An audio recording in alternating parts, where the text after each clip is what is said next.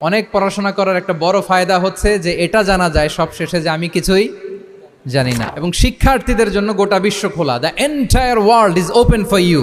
তোমরা বিশ্ব জয় করতে পারো। তোমরা ঢাকা বিশ্ববিদ্যালয়ে যাবে, ঢাকা বিশ্ববিদ্যালয়ে যে আমাদের কোরআনের আলো ছড়িয়ে দেওয়ার দরকার আছে না নাই বলো? তোমরা চট্টগ্রাম বিশ্ববিদ্যালয়ে যাবে, তোমরা অক্সফোর্ডে যাবে, তোমরা এমআইটিতে যাবে, তোমরা হার্ভার্ডে যাবে। তুমি জানোই না যে আল্লাহ তাআলা তোমাকে দিয়ে কোন খেদমত নিতে পারে।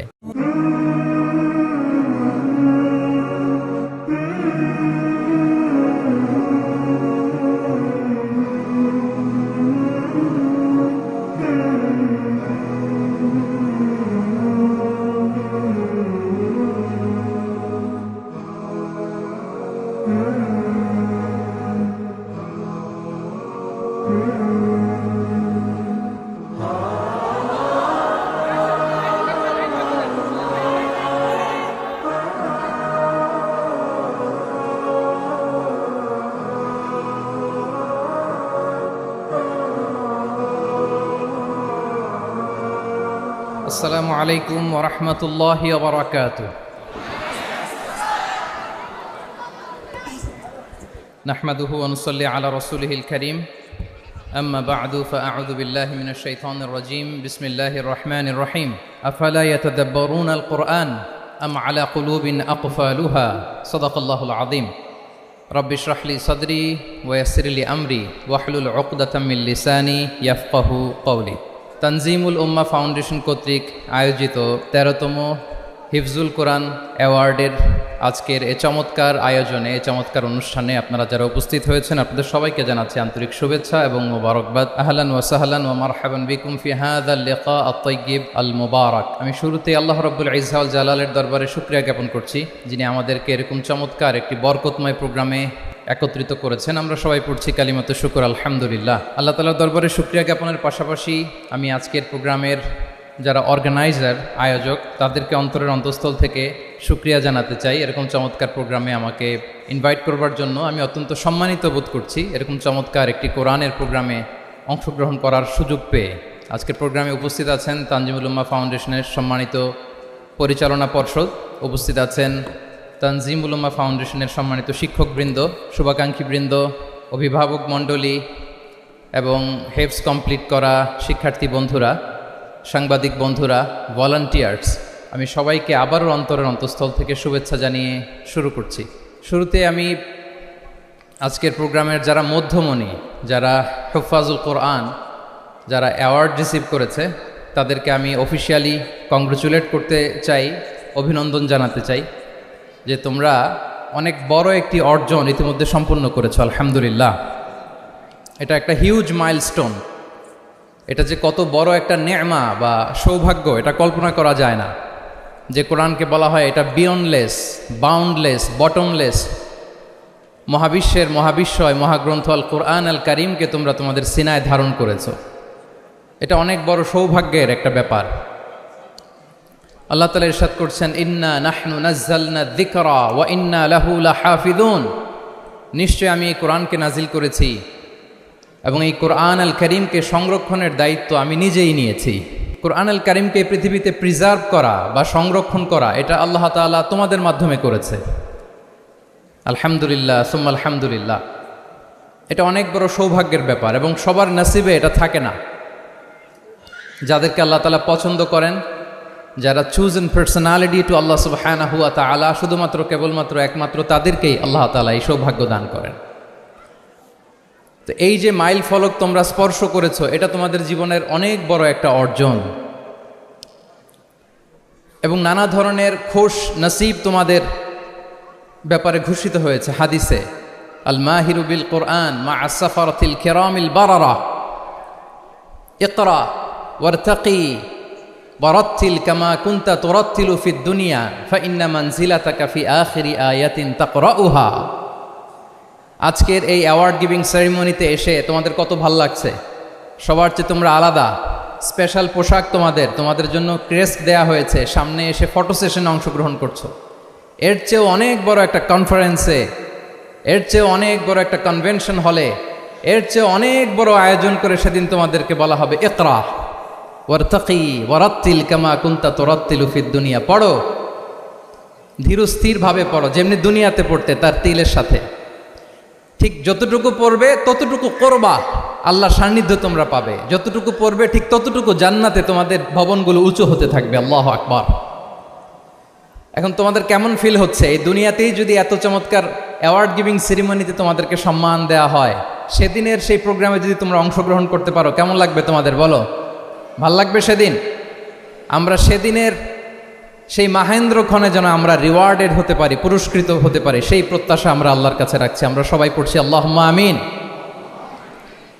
তো এই যে বিশাল এক কর্মযজ্ঞ তোমরা শেষ করেছো, আল্লাহর কালামকে তোমরা হেফজ করেছো, এখানেই শেষ নয়।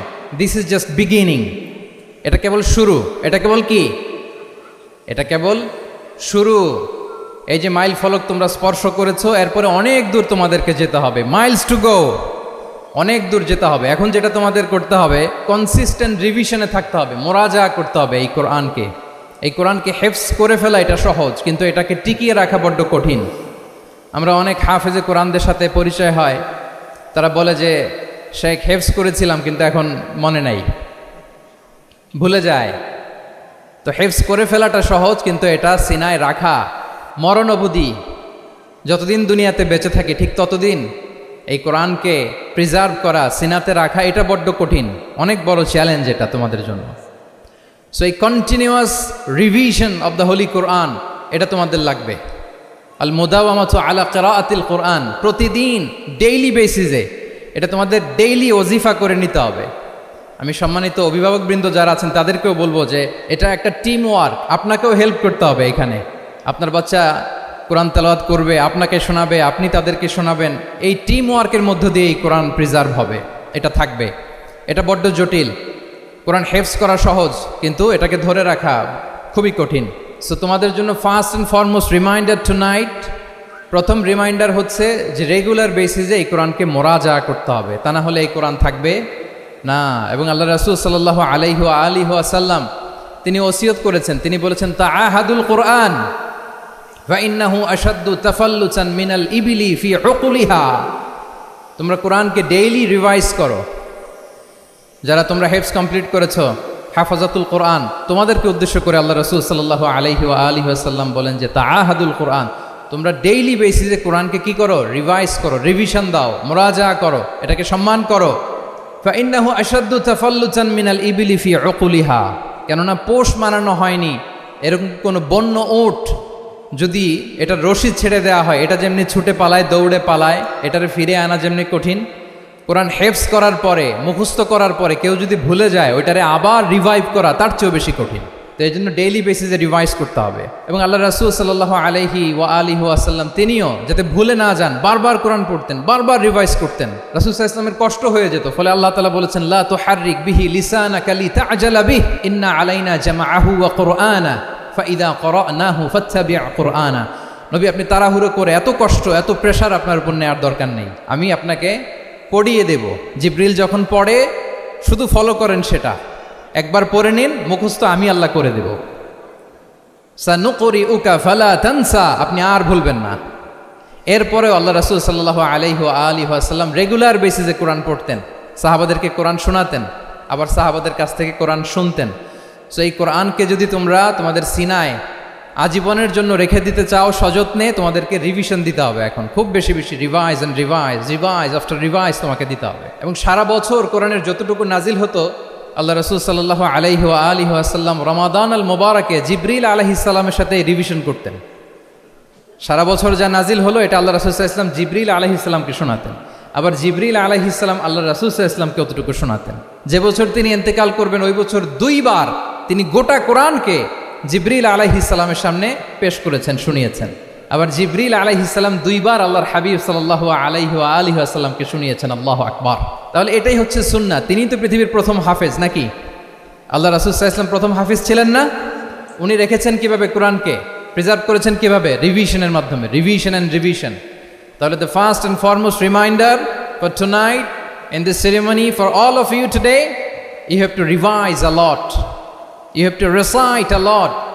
প্রতিদিন রিসাইট করতে হবে, প্রতিদিন রিভাইজ দিতে হবে। এটা আমাদের মনে থাকবে তো নাকি? শিক্ষার্থী বন্ধুরা আওয়াজ করো, মেক এ নয়েজ, মনে থাকবে? ইনশাআল্লাহ বিইذনিল্লাহ। তাহলে প্রথম কাজ হচ্ছে আমাদেরকে রিভাইজ করতে হবে। পাশাপাশি এই যে 114 সূরা তোমরা এই সিনার ভিতরে নিয়ে নিলা, মুখস্থ করে ফেললা, আল্লাহ তাআলা যা বলার তিনি সবে কোরআনে বলে দিয়েছেন, নতুন করে আর কিছু বলবেন না। এটা তো দ্য লেটেস্ট রিভিলেশন, এরপরে আর কোনো ওহী আসবে না, প্রত্যাদেশ আসবে না। ফলে আল্লাহ তাআলা আমাদেরকে যা বলার সব বলে দিয়েছেন। মুখস্থ করার বড় কাজ এখন যেহেতু শেষ, এবার আমরা বোঝার জন্য উঠে পড়ে লাগবো। কোরআনকে বুঝতে হবে আমাদের মাতৃভাষায়। এই কোরআনের মর্মবাণী, মর্মার্থ, আল্লাহ তাআলা কি ডুজ অ্যান্ড ডোন্টস আমাদের জন্য দিয়েছেন, কি করা যাবে কি করা যাবে না সব তিনি বলে দিয়েছেন। এটা আমাদেরকে বুঝতে হবে। আমরা গত বছর একটা বই লিখেছি এক নজরে কোরআন নামে। আমরা খুব সহজে 114 সূরার সামারি, সেনোপসিস এই বইটিতে নিয়ে এসেছি। ফলে কেউ কোরআনের বঙ্গানুবাদ পড়ার আগে বা তাফসির পড়ার আগে যদি এক নজর এই বইটাতে একটু চোখ বোলা, একটু গো থ্রু করে, তার জন্য কোরআন বোঝাটা একেবারে সহজ হয়ে যাবে ইনশাআল্লাহ বিইذনিল্লাহ। এই বই ছাড়াও আরও অনেক অনেক বই সম্মানিত লেখকরা তারা লিখেছেন।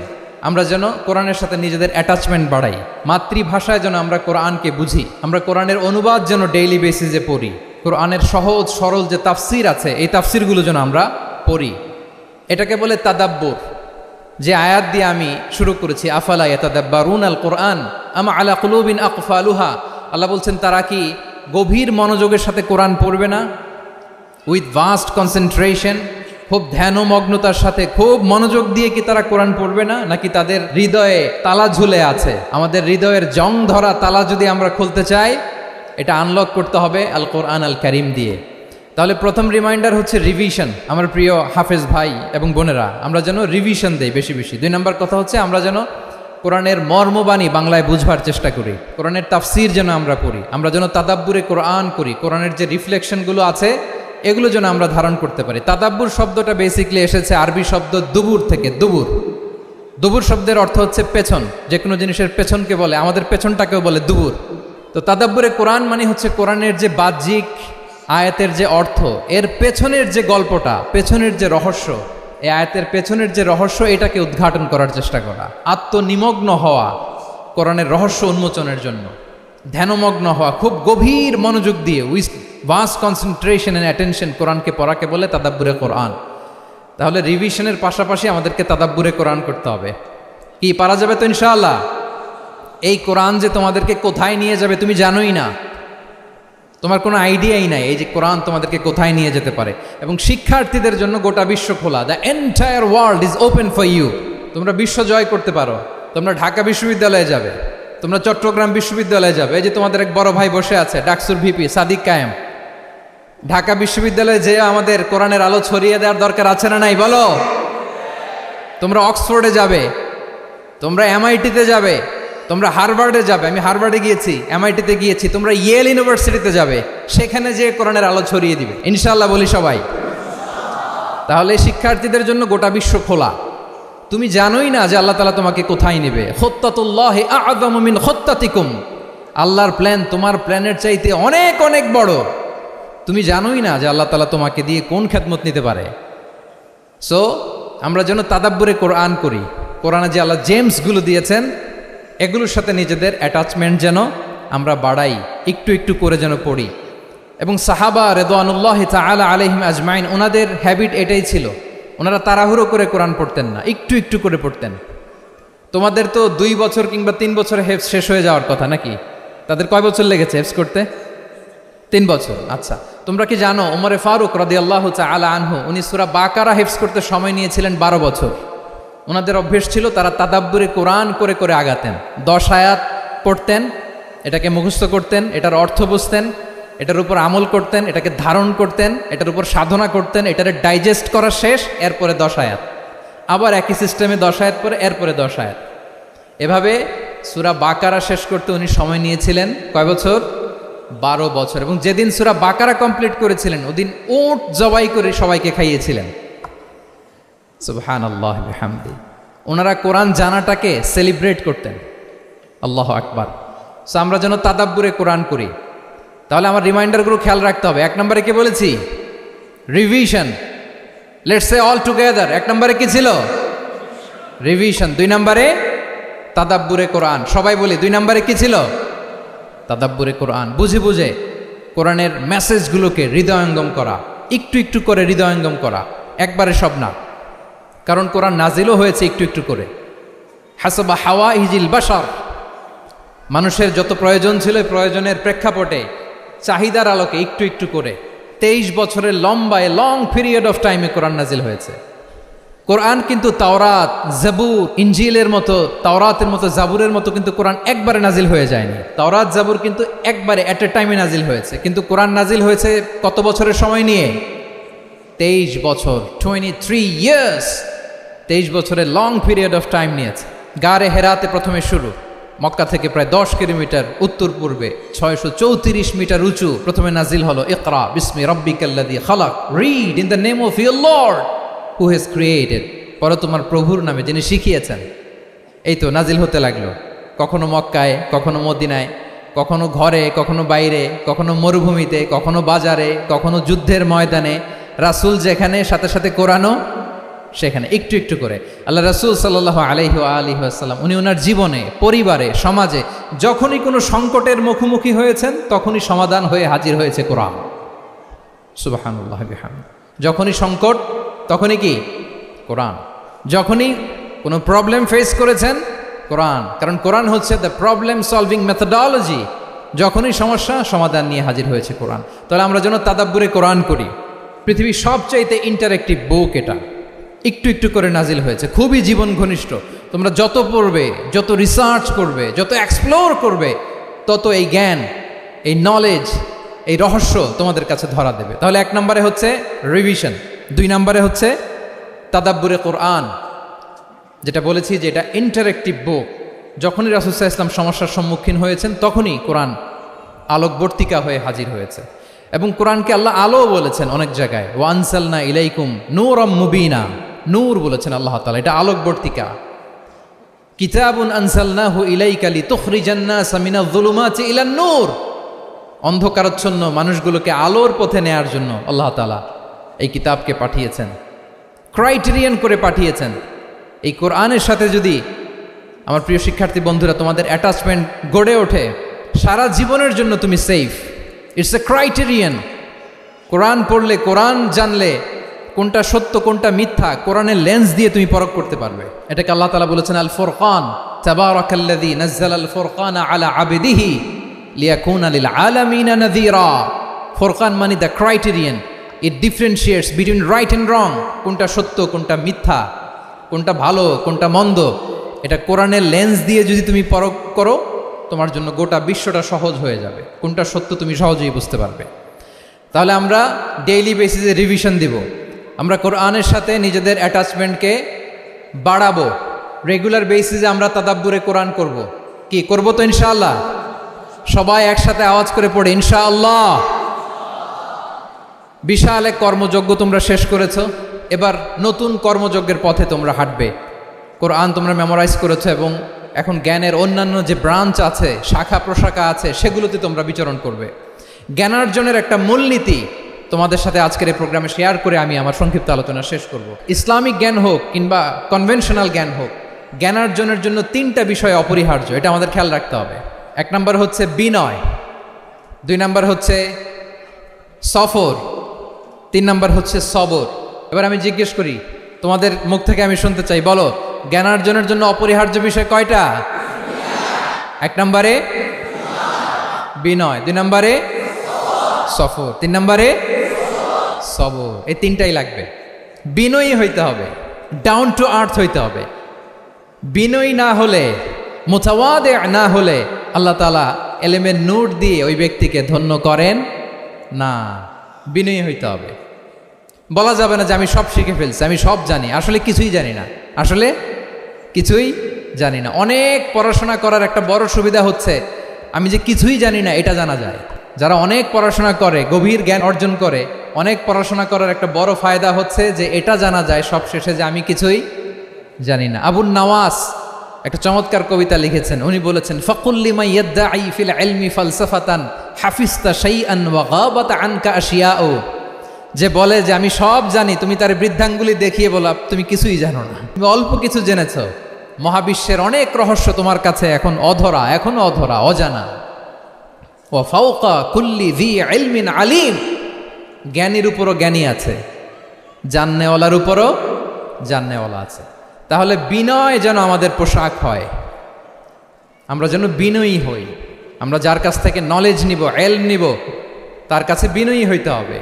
যেই পাত্রে পানি ঢালবো এটা থাকবে নিচে, আর যেই গ্লাস থেকে ঢালা হবে ওইটা থাকে উপরে।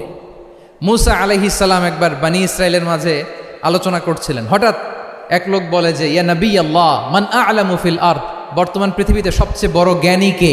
তো মুসা আলাইহিস সালাম বলে ফেললেন আনা, আমি সবচেয়ে বড় জ্ঞানী। এটা ভুল বলেন নাই, কারণ যাকে আল্লাহ তাআলা ওহির জ্ঞানে ধন্য করেন তিনিই তো সবচেয়ে বড় জ্ঞানী। তো আল্লাহ তাআলা এই রেসপন্সটা, এই আনসারটা পছন্দ করেন না। আল্লাহ তাআলা চাচ্ছিলেন মুসা আলাইহিস সালাম যদি বলতো যে আল্লাহই ভালো জানে বা আল্লাহু আ'লাম, আল্লাহই সবচেয়ে জ্ঞানী, এটা আল্লাহ পছন্দ করতেন।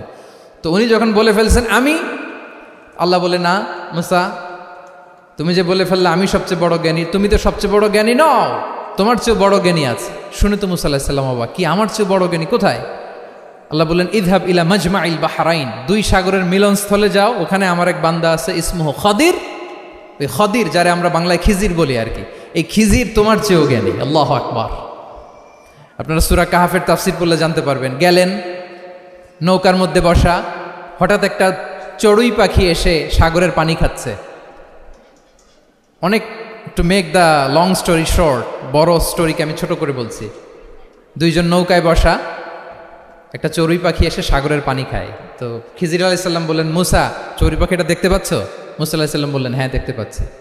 চড়ুই পাখি যে পানি খেলো এইমাত্র, এটা দেখেছো? হ্যাঁ দেখেছি। পানি খাওয়ার কারণে চড়ুই পাখির চঞ্চুতে, মানে ঠোঁটে যে একটু সাগরের ছিটে ফোটা পানি লেগেছে, দেখেছো? মুসা আলাইহিস সালাম বললেন হ্যাঁ দেখেছি। তো খিজির আলাইহিস সালাম বললেন এই যে সাগর থেকে, মহাসাগর থেকে পানি খাওয়ার কারণে চড়ুই পাখির ঠোঁটে সামান্য সাগরের ছিটে ফোটা পানি যতটুকু ঠোঁটে লেগে আছে, এটা হচ্ছে তোমার, আমার আর মহাবিশ্বে আমরা যারা আছি সবার জ্ঞান। আর এই পড়ে থাকা মহাসাগরের পানি হচ্ছে আল্লাহর জ্ঞান। চড়ুই পাখির ঠোঁটে লাগা পানি তোমার, আমার আর পৃথিবীর সবার, আমাদের যে জ্ঞান আল্লাহ দিয়েছেন এটা। আর মহাসাগরের পানিগুলো কার জ্ঞান? ওয়ামা উতীতুম মিনাল ইলমি ইল্লা কালিলা। আল্লাহ বলেন একেবারে একেবারে ভেরি লিটল, যত সামান্য জ্ঞান দিয়ে আমি তোমাদেরকে দুনিয়ায় পাঠিয়েছি। এজন্য আমি সব জানি, এটা আজকে থেকে আমরা আর বলবো? আমার শিক্ষার্থী বন্ধুরা নয়েজ করো, বলো আমরা বলবো আল্লাহু আ'লাম। আল্লাহ ভালো জানেন। সাহাবাদেরও এই বৈশিষ্ট্য ছিল, ওনারাও বলতেন আল্লাহু ওয়া রাসূলুহু আ'লাম, আল্লাহ এবং আল্লাহ রাসূল ভালো জানেন। এবং আমাদের ক্লাসিক স্কলারদের এই বৈশিষ্ট্যটা ছিল, অনেক প্রশ্নের উত্তর ওনারা দিতেন না। আমাদের তো প্রশ্ন করলে আমরা হুটহাট উত্তর দিয়ে দিই। অন অ্যান অ্যাভারেজে 10টা প্রশ্ন করলে ইমাম মালিক এর মধ্যে অধিকাংশ প্রশ্নের উত্তরে বলতেন আনা লা আ'লাম, আমি জানি না। আমি জানি না এটা যখন আমরা বলতে শিখি, তখনই বেসিকলি আমরা নলেজেবল হয়ে উঠি, জ্ঞানী হয়ে উঠি।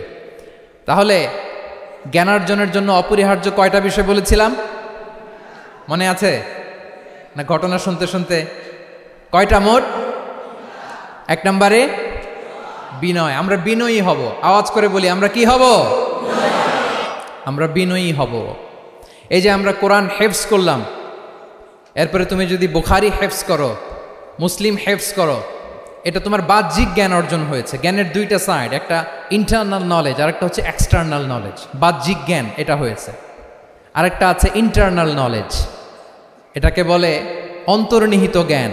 ইলমে লাদুন্নি ওয়া আল্লামনাহু মিন লাদুন্না ইলমা।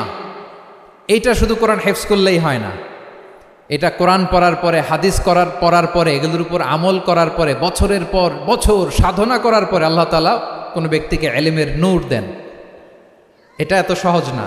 আমরা এক্সটার্নাল নলেজ, বাহ্যিক জ্ঞান খুব সহজেই রিসিভ করতে পারি, কিন্তু ইন্টারনাল নলেজ, যেটা অন্তর্নিহিত জ্ঞান, যেটা তোমার দূরদৃষ্টি বাড়াবে, তোমার ফেরাসাত বাড়াবে, তোমার বিচক্ষণতা বাড়াবে, তোমার ফার সাইটেডনেসকে বাড়াবে, ওই অন্তর্নিহিত জ্ঞানের জন্য বছরের পর বছর সাধনা করতে হয়। সো আমরা যেন বিনয়ী হই, এটা হচ্ছে নাম্বার 1। 2 নাম্বার কি বলেছিলাম? সফর। ফানজুরু কাইফা কানা আকিবাতুল মুকাজ্জিবিন। আল্লাহ বলে সফর করো, সিরু ফিল আরদ, ট্রাভেল করো। ট্রাভেল করলে তোমার চোখ খুলে যাবে। তুমি যদি পেট্রাতে যাও, জর্ডানের পেট্রায়, তোমার চোখ খুলে যাবে। তুমি যদি ফেরাউনের লাশ দেখে আসো, তুমি অবাক হয়ে যাবে। তুমি যদি জর্ডানের ডেড সি ঘুরে আসো, তুমি অবাক হয়ে যাবে। 1000টা বই পড়ে তুমি ওই জ্ঞান অর্জন করতে পারবে না, যেই জ্ঞান তুমি ট্রাভেলিং করে অর্জন করতে পারবে। তাহলে ভ্রমণ করতে হবে। আর 3 নম্বরে কি বলেছিলাম? সবর। মানে হার্ড ওয়ার্কিং হইতে হবে, পরিশ্রমের কোনো বিকল্প নাই। There is no alternative to be hard working, কোনো বিকল্প নেই, হার্ড ওয়ার্ক তোমাকে করতেই হবে, এটাই সবর। এই তিনটা প্রশিক্ষণই আল্লাহ তাআলা মুসা আলাইহিসসালামকে দিয়েছিলেন। লম্বা ঘটনা, তিনি খিজির আলাইহিসসালামের সাথে সফরও করেছেন, ওনার কাছে যে বিনয়ী হয়েছেন, তারপরে বারবার উনি ধৈর্য হারা হয়ে যাচ্ছিলেন, আল্লাহ ধৈর্যেরও পরীক্ষা নিয়েছেন। তাহলে বিনয়, সফর এবং সবর, এই তিনটা জিনিস জ্ঞানার্জনের জন্য অপরিহার্য। এই ফিচারগুলো দিয়ে, এই ক্যারেক্টারিস্টিক্সগুলো দিয়ে যেন আল্লাহ তাআলা আমাদেরকে ধন্য করে। আমরা সবাই পড়ি আমিন। আমরা আল্লাহর কোরআনকে যেভাবে হৃদয়ে ধারণ করতে পেরেছি, আমরা যেন কোরআনের তাদাব্বুরের মধ্য দিয়ে, কোরআনের রিফ্লেকশনগুলোর সাথে নিজেদের অ্যাটাচমেন্ট বাড়ানোর মধ্য দিয়ে আলোকিত মানুষ হতে পারি। আল্লাহ তাআলা আমাদেরকে তৌফিক দান করুক। আমি আবারও তানজিমুল উম্মাহ ফাউন্ডেশনকে অন্তরের অন্তঃস্থল থেকে শুভেচ্ছা জানিয়ে এবং তোমাদের যে এই চমৎকার সাফল্য, এই সাফল্যর ধারাবাহিকতা কামনা করে তোমাদের জন্য প্রাণ ঢালা অফুরান দোয়া এবং ভালোবাসা রেখে আমার সংক্ষিপ্ত আলোচনা এখানেই শেষ করছি। আল্লাহ তাআলা আমাদের সবাইকে কথাগুলো বোঝা আর আমল করার তৌফিক দান করুক। হাদা মা ইনদি ওয়াল ইলমু ইনদাল্লাহি আলাইহি তাওয়াক্কালতু ওয়া ইলাইহি উনীব। আসসালামু আলাইকুম ওয়া রাহমাতুল্লাহি ওয়া বারাকাতুহু।